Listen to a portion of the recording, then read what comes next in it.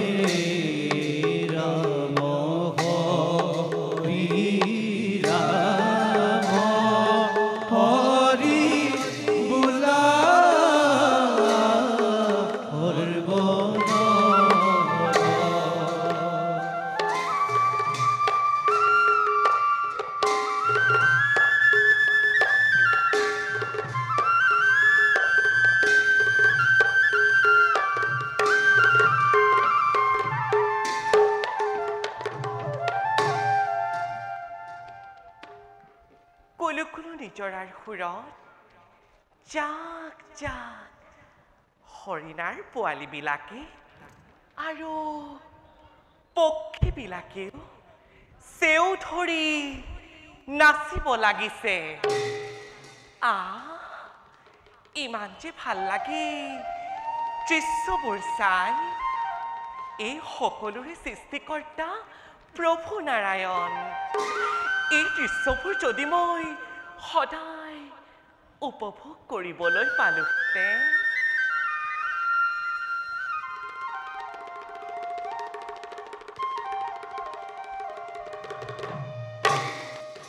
জীৱনৰ সোণালী শৈশৱত ধেমালি কৰিবলৈ লগৰীয়া মাতৃও নাই, ভাতৃও নাই। তথাপিও মই এই ৰাজ কাৰেঙৰ মাজত থাকি পিতৃৰ অকৃত্ৰিম মৰম লভি আজি মই সকলোবোৰ দুখ পাহৰি আছো। তৃণমূল সূৰ্য দেৱতা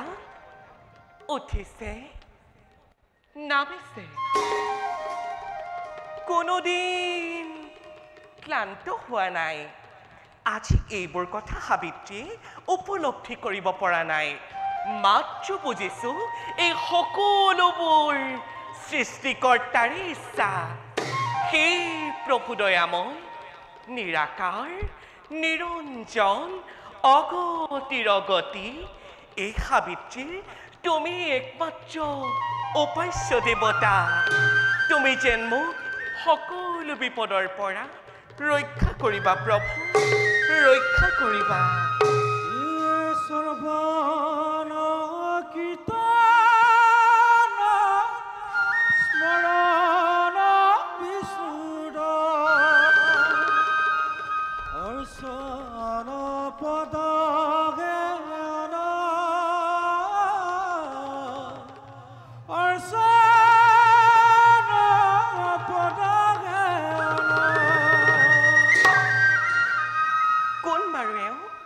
ইমান সুললিত কণ্ঠেৰে প্ৰত্যক্ষতে প্ৰাণ ভৰি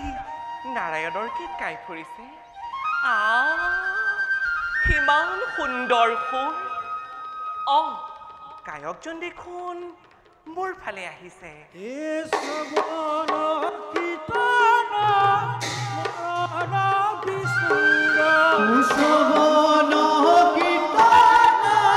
স্মৰণ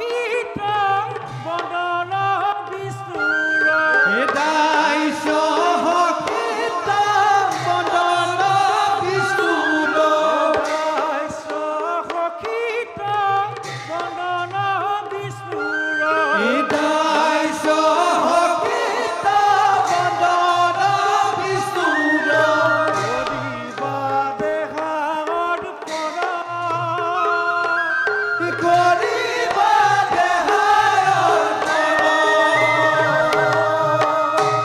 নাৰায়ণ নাৰায়ণ নাৰায়ণ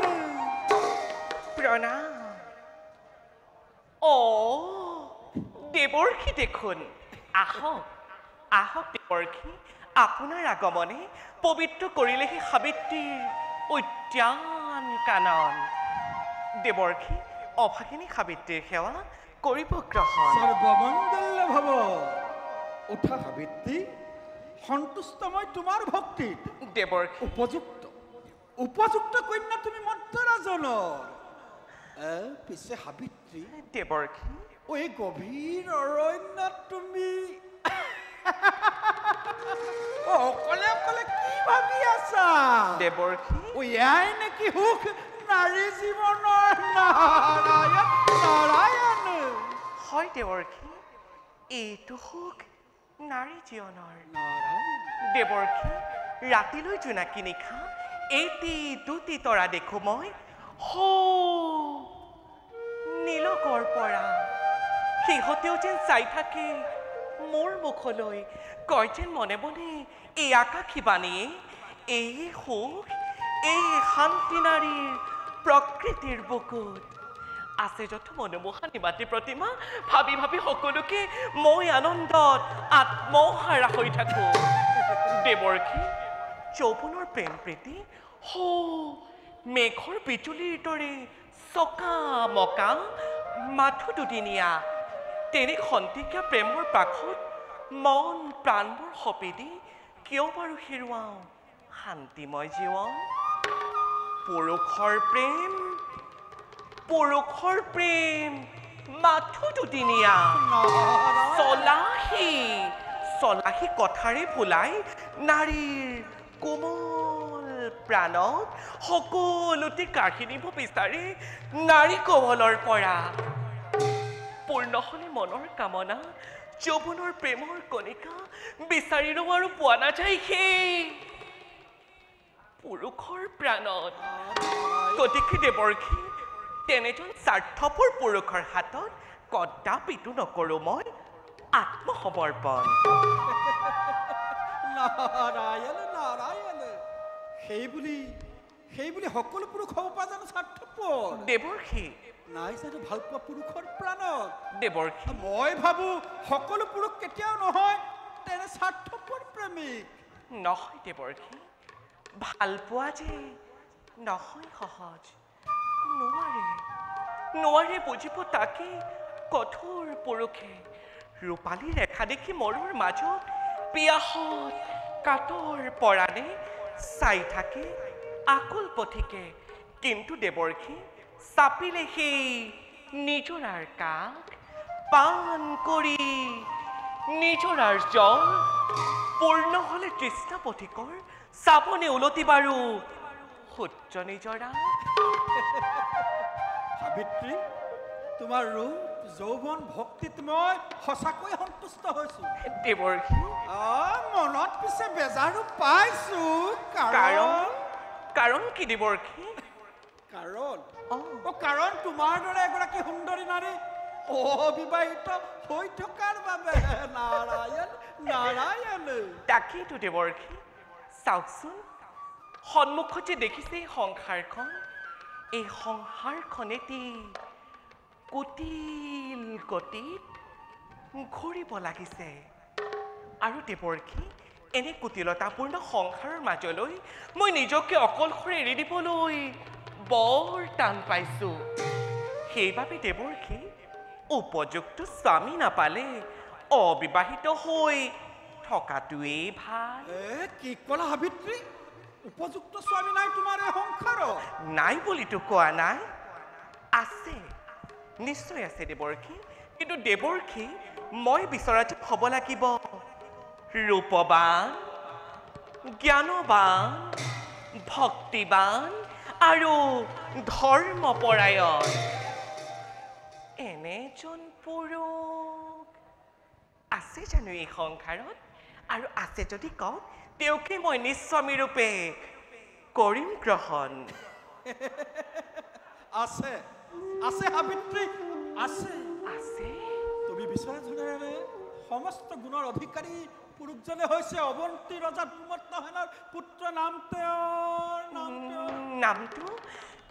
নামটো কি দেৱৰ্ষী দৈৱৎখেনৰ পুত্ৰৰ নামটো নাম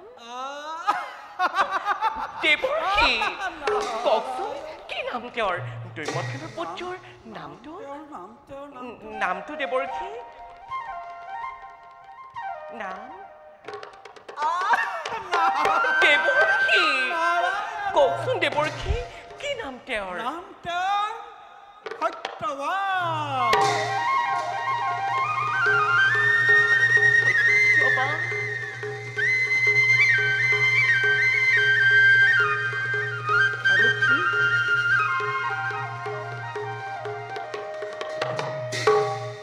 মই কৰিছো আশীৰ্বাদ তোমালোকৰ অচিৰে খবৰ মিলন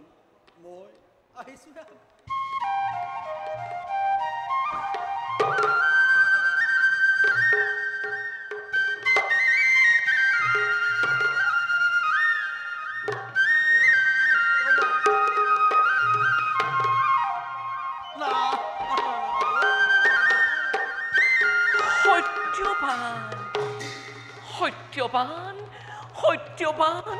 সত্যবান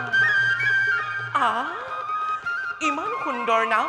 সত্যবানৰ নামৰ উচ্চাৰণে ৰোমাঞ্চিত কৰিছে হিয়া মোৰ আজি খন্তে শৰীৰৰ অংগে অংগে প্ৰতি ধমনীতে লিখি ললো মই সত্যবানৰ নাম কিন্তু কোন বাৰু এই সত্যবান কোনে দিব সত্যবানৰ সত্য সমিধান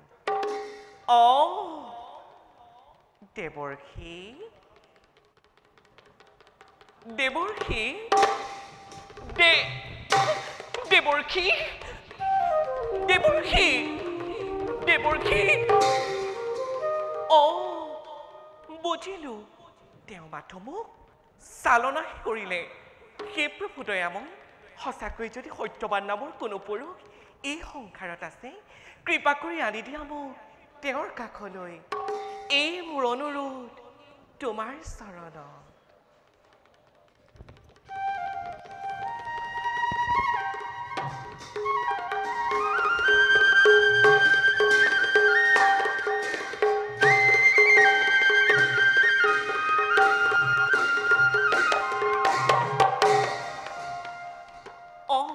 মই যে ইয়াত থকা বহু পৰ হ'ল পিতাই নিশ্চয় মোৰ কাৰণে